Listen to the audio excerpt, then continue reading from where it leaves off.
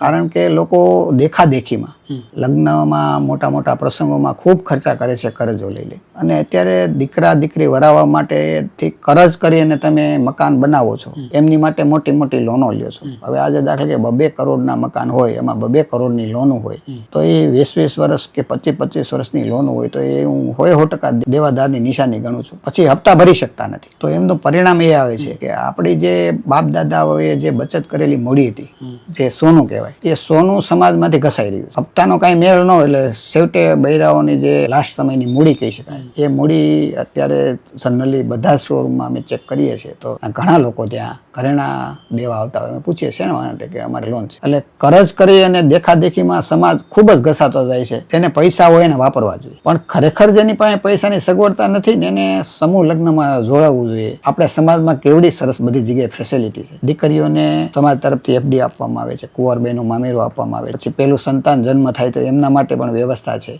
દવાખાનાની સુવિધાઓ છે. તો આ સુવિધાનો જે નાના નાના પરિવારો છે એને ખરેખર આ સમાજનો લાભ જેટલો મેક્સિમમ લેવાય એટલો લેવો જોઈએ. કરજ કરી અને બીજાને દેખાડવાથી કોઈ મદદમાં પછી કોઈ આવતું નથી.